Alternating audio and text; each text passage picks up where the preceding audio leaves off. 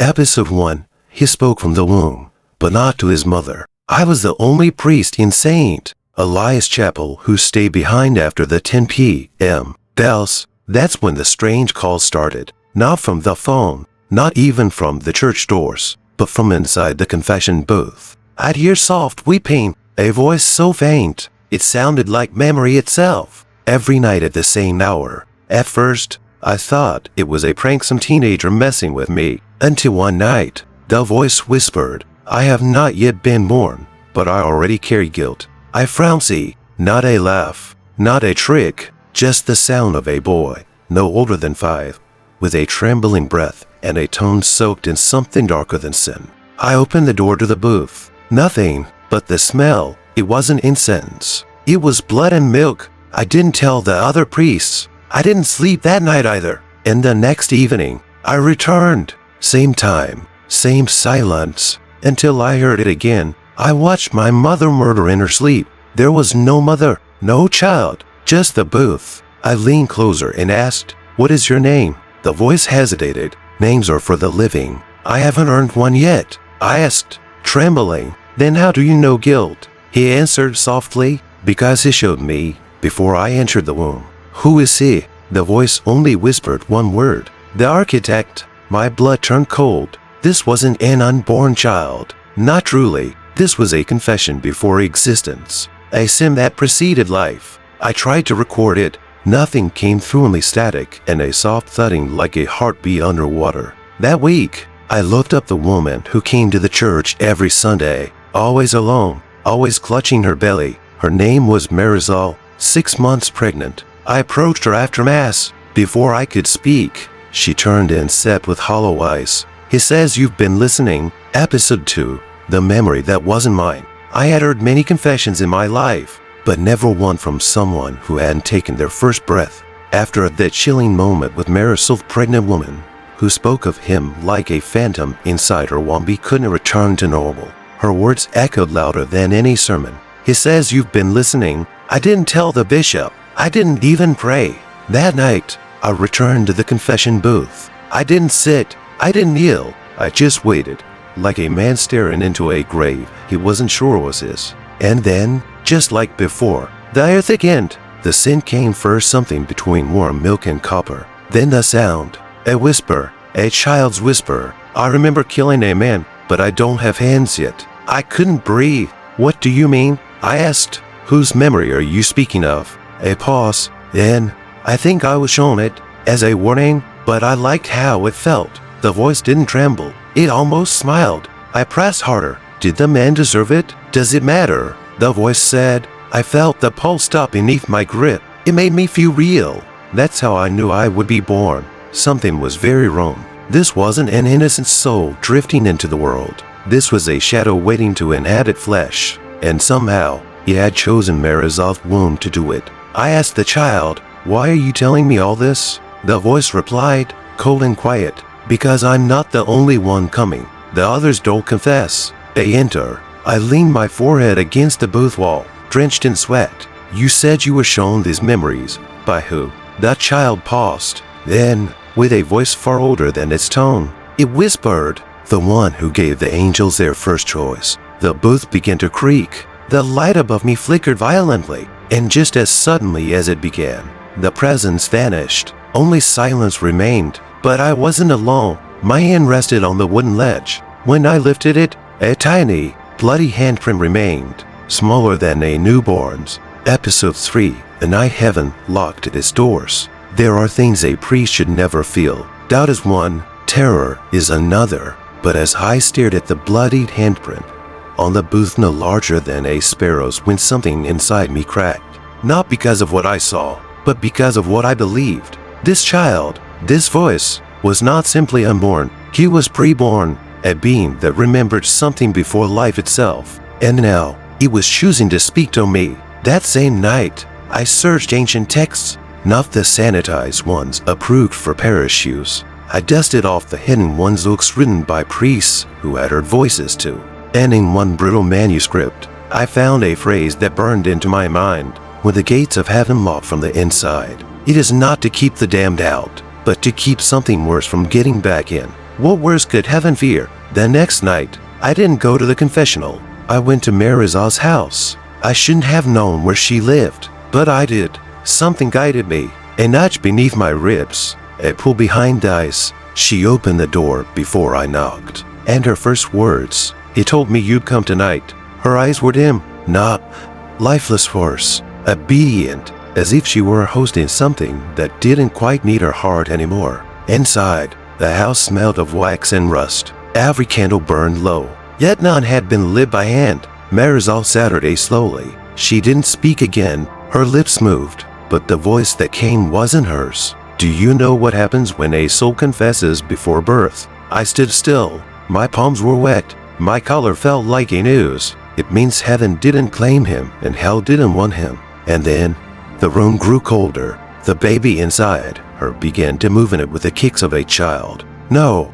these were patterns, rhythms, ancient ones, like something knocking from the inside of a tomb. He is older than time. Father, the voice said, and he remembers who shut the doors of paradise. I tried to make the sign of the cross, but my fingers locked, because from the corner of the room, a second heartbeat began to echo, one that wasn't hers and wasn't mine. It throbbed like a war drum beneath the floorboards, and for the first time in 23 years as a priest, I felt God leave the room. Episode 4, Heaven Won't Listen, so we spoke to the dead. I left Marizal's house that night with shaking legs and a silence buried deep in my chest. That wasn't a baby moving in her womb. That was intention. That was a message coded in flesh and amniotic darkness. And somehow, I was the only one hearing it. For 3 nights after, the confession booth remained quiet. No voice, no weeping, no whispers that chilled the soul. Only the creaking of the old wood and the slow, mocking tick of the chapel clock. I thought foolishly that maybe it had ended. Maybe I had imagined it all. Until the funeral. A child had died in the village, drowned in a shallow pond behind the monastery. 7 years old. No signs of trauma, no struggle, just gone. His name was Mateo. The church filled quickly that morning, but the moment I stepped up to give the homily, something stopped me. The air shimmered, like heat over a desert, but it was cold, and the voice, the one I thought I had escaped, returned, but not from the booth, from the casket, a whisper, sharp, direct. He wasn't mine, but he heard me. I looked around. No one else reacted. Then, again, he listened when heaven turned away. My throat closed, my hands trembled, and then the scent, not of death, but of birth filled the air. That same twisted aroma, milk and blood. The candles flickered, and then, inside my head, clear as thunder, when I speak to the dead, they remember what they were before they were alive. I couldn't finish the homily. I stepped back from the pulpit, breathless, dizzy, and as the pallbearers moved to close the casket lid, Mateo's hand twitched just once. But it was enough. A scream rang out. The casket fell, and I saw it etched into the boy's palm, written not in ink, but in something overish and sin. I am not the first voice. That night, I returned to my room, locked the door, and screamed prayers into the darkness. But nothing answered, not even God. And at exactly 3:11 a.m., my phone rang once. Unknown number. One-word text. Listen. Episode 5.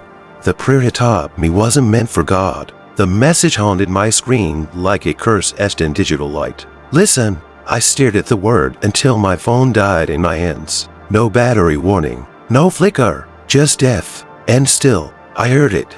Not through speakers. Not through ears. But inside my bones. A whisper slithered through my mind like a vine-cracking stone. Do not speak to heaven tonight. It cannot hear you. I knelt beside my bed, instinct taking over. I reached for the rosary, but when I touched the beads, they were wet, not with water, but with something sticky, something dark. Blood, no, milk, and beneath it, the copper stain of something ancient. Then I heard it again, his voice. Come, clear, older than fear itself. You've only ever prayed to be heard, but I can teach you to be obeyed. My mouth opened to scream, but my tongue frenzy. He wasn't just speaking to me anymore. He was speaking through me. My lips moved against my will. My lungs inhaled cold air that wasn't mine. And, 10, I began to recite a prayer, not in Latin, not in Hebrew, something before language. Words that felt like claws against time. Each syllable was pain,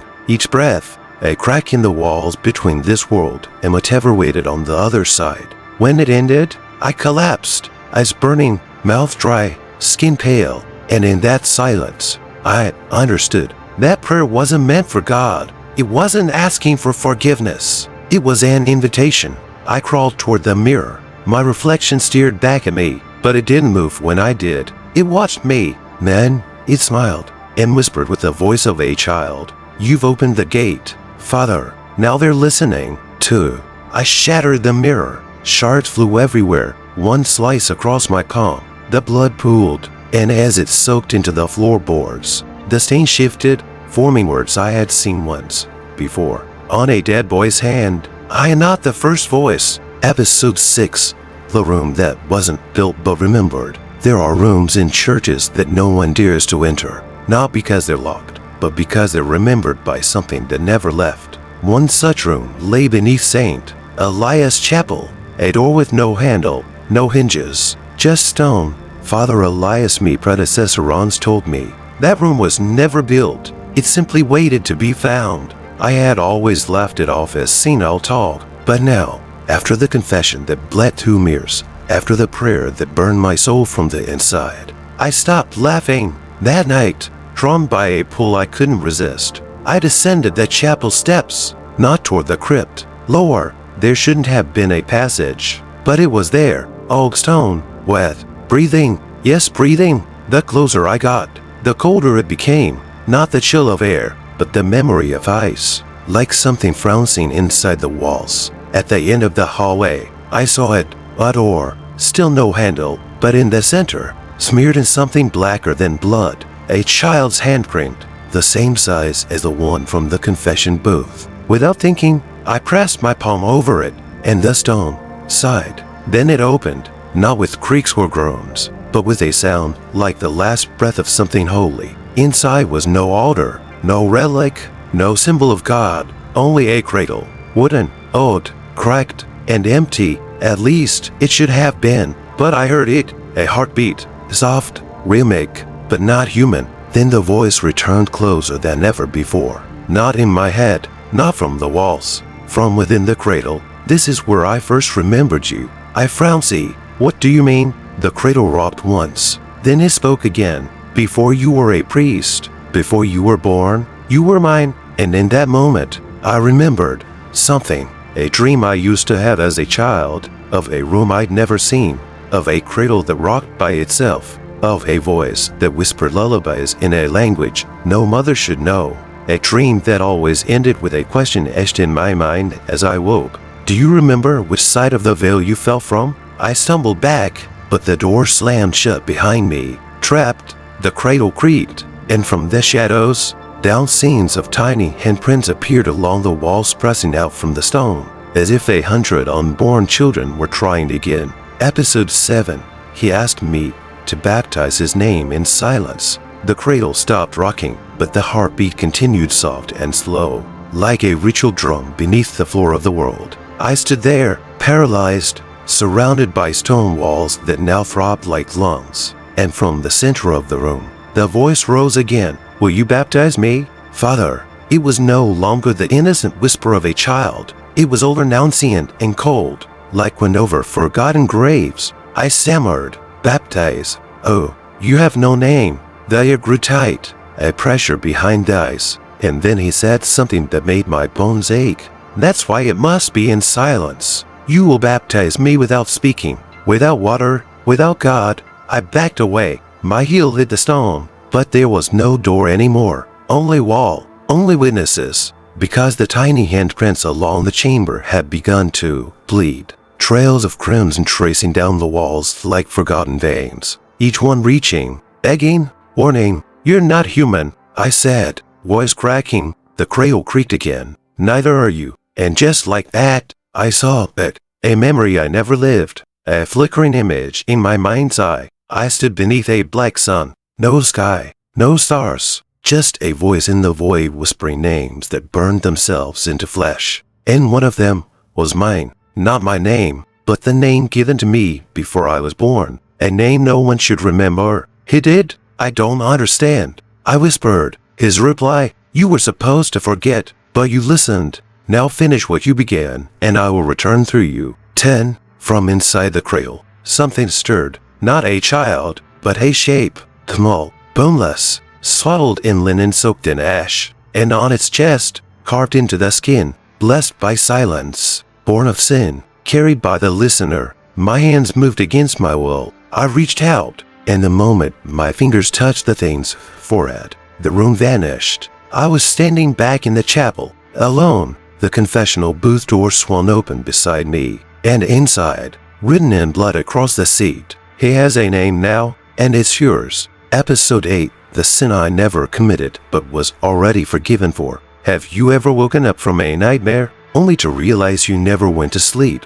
That was me, back in the chapel, kneeling before an empty booth. My hands were stained, not with blood, no. With memory, not mine, his, my child. The voice, the thing now carrying my name like a key to something that should have stayed locked. And then I heard it again, not from the booth, not from the cradle, from inside my thoughts. You remember it now, don't you? I shook my head, but the images poured in anyway. A desert, a blade, a scream buried beneath song, a woman falling without ever hitting the ground, and Matt standing there, watching, holding nothing but permission. I said, I never did that, but his voice was already laughing. You didn't, but you wanted to, and that's enough. I dropped to the floor, my chest tight, my throat locked. It was then that I saw the shadow move across the chapel floor in a cast by light, but by absence, an impossible thing, a silhouette without a body. It crept toward me like a forgotten oath. Seen in the wall behind the altar, it began to form symbols, letters, writing itself in reverse, as if the wall were a mirror to another world. I read the sentence, I wish I hadn't. The guilt you carry is not yours. It was given to you as a gift. Why would anyone give sin? Why would a child confess something he hadn't done through the mouth of someone who never lived it? Because guilt, I realized, is currency in the kingdom beneath, and I was rich with it. I ran out of that chapel into the night, but the stars, they had changed. Constellations rearranged into the shape of a cradle, and directly above me, in a sky that no longer looked like ski, a single sentence burned in red. You have already been forgiven. That SYIT late. Back in my room, my phone lit up again. No number, just a voice message. I pressed play and heard my own voice, sobbing, repeating the same line over and over again. I didn't do it. I didn't do it, but I remember it. I remember it. I remember. Man, silence. Then the child. Good Father. That's the first step. Episode 9.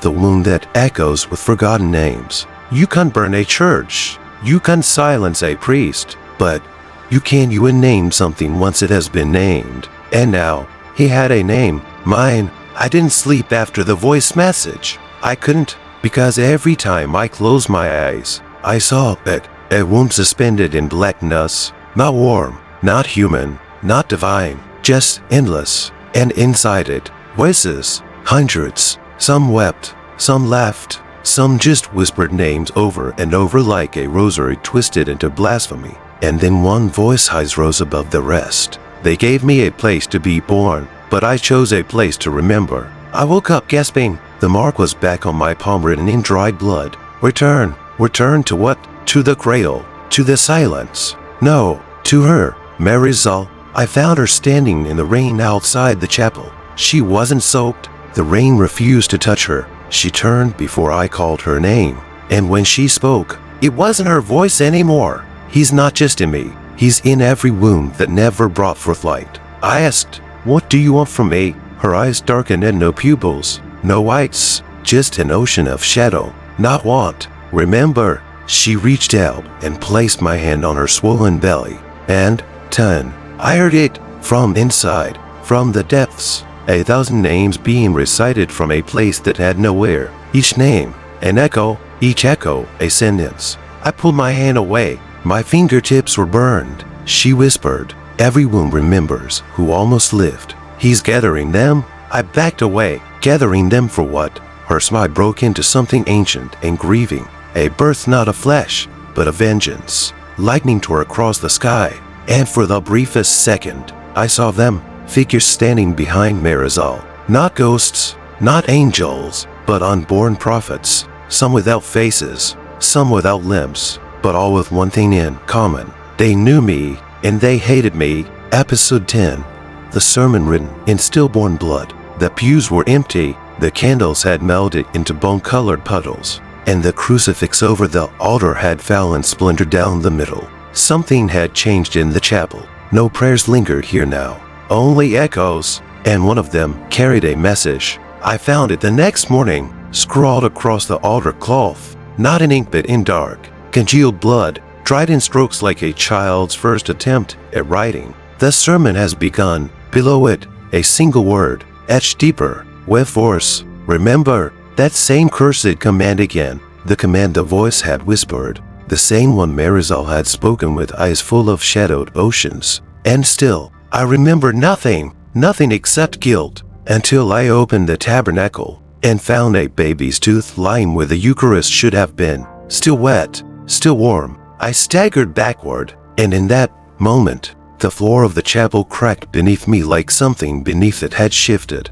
or stirred. That's when I knew this wasn't a church anymore. It was a womb, not built of flesh, but of remorse, and whatever was inside, it was preparing to be born. I tried to leave the town that day, tacked nothing, took no color, just ran, but every road curved back, every direction ended at the chapel steps. Even the sky above seemed to spiral inward, drawing me back to the place where the voice first found me. So I went to the only person left, whom I remember more than I did, Father Elias, my predecessor. They said he lost his mind years ago, but maybe he just remembered too much. I found him in the asylum outside town, silent, thin, eyes closed, but lips moving. When he saw me, he didn't blink, he just whispered, "He chose you too." I sat her down. I couldn't even ask a question, because he was already answering. He speaks in blood, because it's the only ink heaven can't erase. Then his mouth trembled, his hands clawed at the air, and with a breath that cracked like dry paper, he rasped, "I tried to burn the sermon. I tried to forget the names, but it's already written, Father, and it's not on paper." I asked, voice barely there. "Then where?" He lifted his sleeve, and on his forearm, carved deep into the skin, was a list, names, hundreds, and at the very bottom, freshly cut, still seeping, mine. Episode 11. They will call him holy. But his first miracle was silence. Father Elias' arm shook as blood dripped from the carving of my name. Not a scratch, not a wound, a sentence, a declaration, one more soul claimed by the child who never cried, never breathed, but already rewrote prophecy with each whispered syllable. I left the asylum with his words burning in my ears. The miracle wasn't what he did, Father, it was what he undid. Back at the chapel, the walls had changed again. The stained glass no longer showed saints or angels. The images had rearranged themselves. Now they depicted a child faceless surrounded by wounds suspended like lanterns in darkness. Each one cracked, leaking red light, each one echoing with mouths that couldn't scream. And at the center of it all, my reflection. That night, I found Marisol waiting inside the confessional, not seated, kneeling. Her eyes were white, completely, like someone who had looked too long at a truth meant only for God. "I'm here to confess," she said. I sat her down, hesitant, my voice low. "What is your sin?" Her lips trembled. I kept him, even after I knew what? Her eyes filled with tears that refused to fall. That he was never mine to begin with. Then she reached inside her coat. I flinched, but she pulled out a book, old, charred, wrapped in infant cloth. There was no title on the cover, only a fingerprint, tiny, burned into the leather. She whispered, "He wants you to read it before he is born." I opened the first page, blank, second, blank, then, on the third page, etched in something not quite ink was a single line. In the beginning, there was no word, only the silence that chose who would speak. My throat closed. I remembered something, a sermon I once gave as a young priest, years ago. A line I never planned to say, one that chilled the room. I had spoken it without knowing where it came from. The devil's first miracle was not to tempt, but to hush. Now I understood. The child's first miracle had been the same. He didn't command thunder. He didn't raise the dead. He silenced heaven, and in that silence, he wrote a new gospel on skin, on stone, on the space between birth and death. Marisol looked at me one last time and whispered, "He will not cry when he is born. That will be the sign." Then she left, and as she stepped out of the chapel, all the bells rang. None of them were touched. They didn't ring to welcome. They ran to warn. Episode 12. The day God refused to answer a cry. On the 12th day, the sky did not turn black.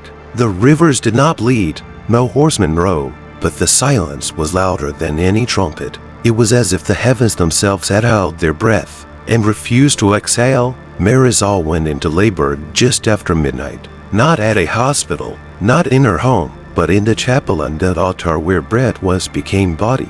Now, the body was becoming something else. The other priests begged me to stop it, to call the bishop, to cleanse the place. But I knew this was already written, not in prophecy, not in scripture, but in the blood that had whispered its gospel across every surface of this town. The candles flickered as her screams echoed through the stone, but no child cried. Instead, we heard breathing from the child, from the walls, from the floor, from the cross above the altar, which now hung upside down, weeping a single red tear from the eyes of Christ. I stood beside her, holding her hand as her body trembled, not from pain, but from recognition. She looked up at me, sweat and shadow in her gaze. "He's here," she whispered. And when the child came into the world, he did not scream, he did not flail, he simply looked. His eyes open wide, dark and ancient, not curious, not innocent, knowing. He stared at me, and, 10, I remembered everything, not just my name, but what I was before it, a choice made in silence, a role accepted before the veil, not priest, not man, witness. And then, it happened. The chapel doors blew open with a sound like lungs collapsing, but no one followed, no light, only cold, a cold so deep, it felt like the marrow of forgotten sins. And from the sky, outside, no rain, no thunder, just a single sound, as if the universe itself were weeping, a child's cry, but it wasn't his. It was every other unborn voice, those silenced, erased, buried in memory and shadow. They cried not for salvation. They cried because heaven didn't answer, because heaven had chosen not to. And in that silence, the child smiled. Episode 13. The Gospel according to the unborn.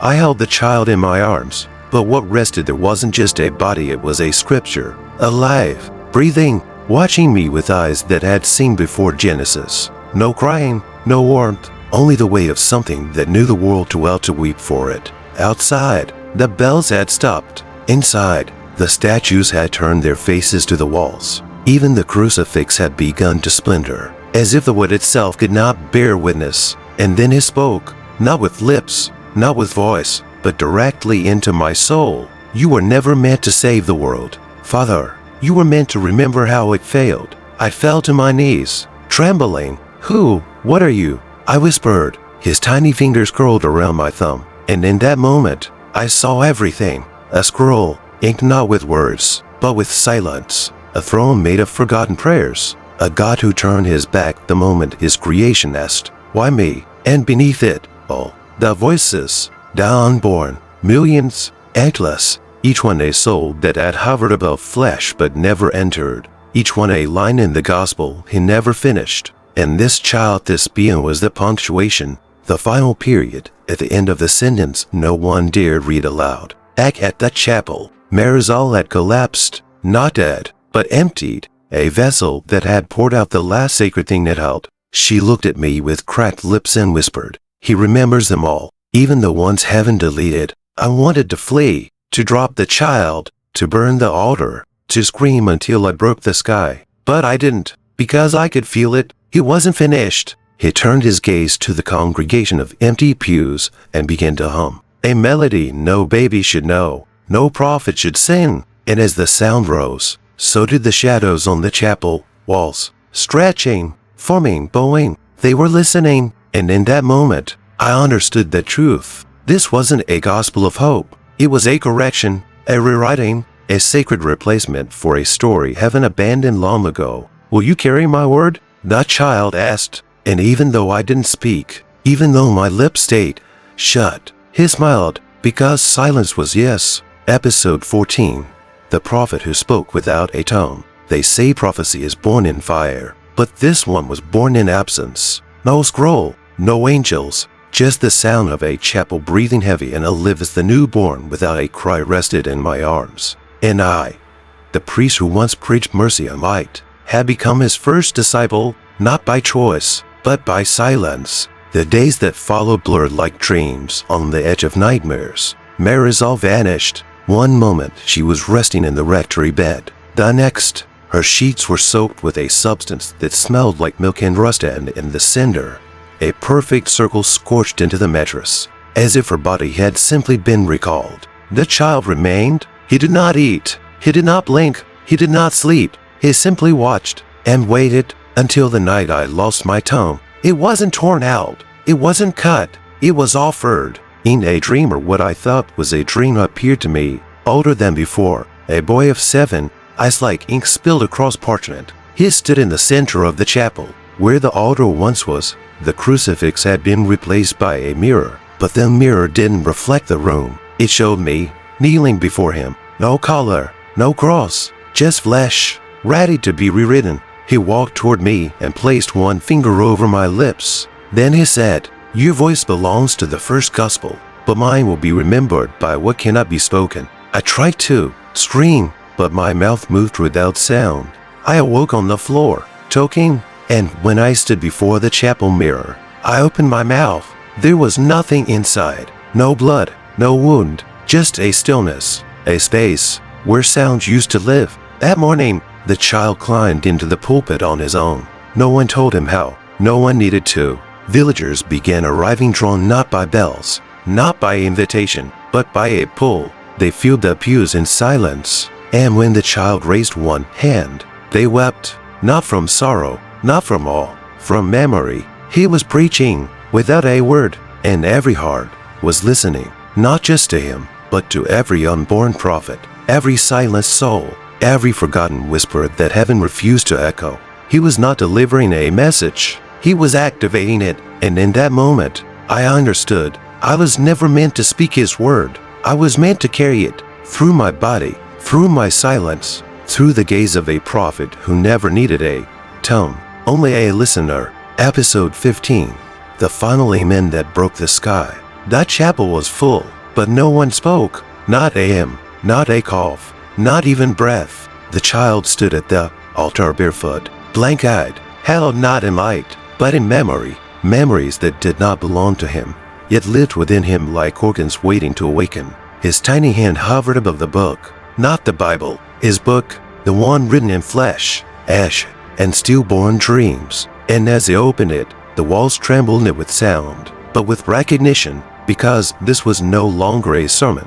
This was a reckoning. I stood beside him, tongue stolen by obedience, voice replaced by silence. I was no longer a priest. I was his echo. He turned to the congregation, sweeping through them like a blade dipped in eternity.